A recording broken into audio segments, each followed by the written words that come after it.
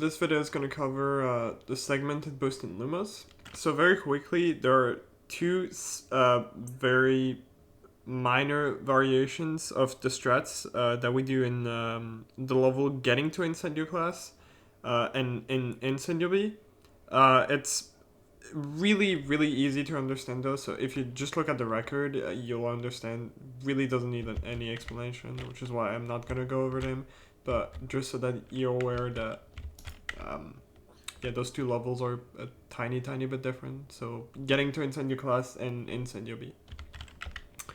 So this boost is really difficult. It takes a lot of practice. You have to time it pretty well. So the start, instead of casting on the switch to the left and to the right, we're just gonna cast on the switch to the right. And essentially go directly here, cast on Lumos, backwalk.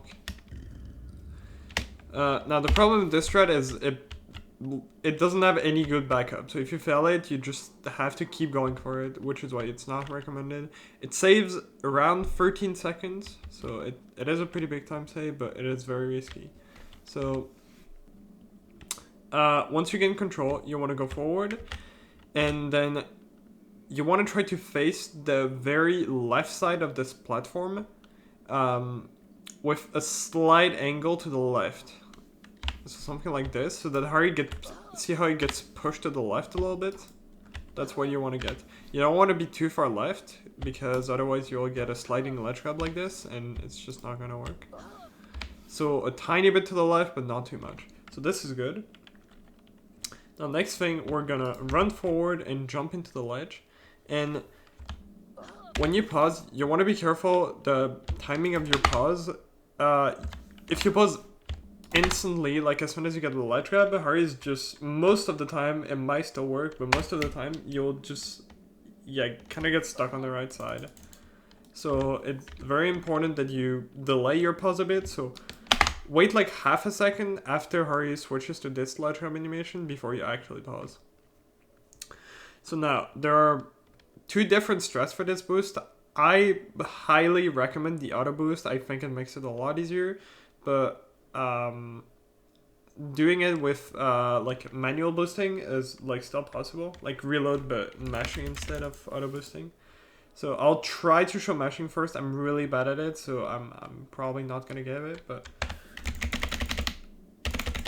okay, kind of like this. Yeah, you can also get some weird things like this. The timing for the boost is like kind of hard, because you're gonna boost like really high, and the goal is to get under this arch. So like you wanna boost a lot until you get like near this arch, and then stop boosting for a little bit so you can get under it, but quickly go back to mashing. Because if Harry gets too close to the ground, he is instantly gonna ledge grab, and it's just not gonna work. So if you're gonna mash, so start mashing a bit. I get close to the arch, I stop, and then I start matching again.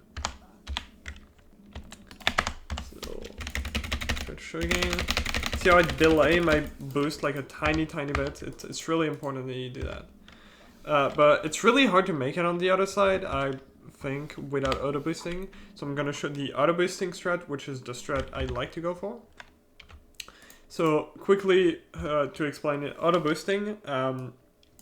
Normally, when you want to boost, you can boost with clicks or arrows, and if you match both at the same time, it gives you a crap ton of boost. But if, instead of just mashing, you hold the slider by holding left mouse button, and you hold an arrow on your keyboard, and just keep moving your mouse just like slightly to the left like this, see how the slider just like goes left to right like very quickly? This is auto boosting. And this gives you a crap ton of boost in a very short period of time. And this is very good for this, but it also makes it like really hard to time it. So what I like to do is, so same start.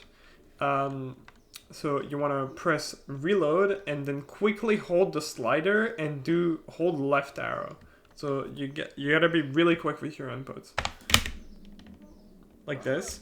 And so the very first half, where you try to get close to the arch and then under it, you don't want to be moving your mouse at all. because the slider is going to move all the way to the left, so it's going to give you just enough boost so that you can make it under the arch. And as soon as Hari starts dropping under this arch, this is when you want to start moving your mass. So I'll try to show that. Like this. I actually moved my mass just a little bit at the start, but just like a tiny bit to make sure I was going to reach it. Yeah, you actually have to move your mass like a tiny bit just at the start, but don't move it too much. And then basically you just want to keep like moving your mass like kind of left to right like this while holding the left arrow. And yeah, like you'll basically just make it there. Like this. Keep mashing. And as soon as you ledge grab, you can stop.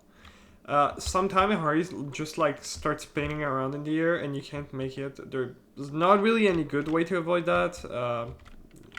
So if you get that, it's just you get kind of unlucky. It has something to do with the timing of the boost, but yeah, it's really hard to control it. So I wouldn't worry too much about it. But yeah, it's possible to get really consistent at this strat. It's just very difficult at first. But yeah, that's pretty much it for this strat.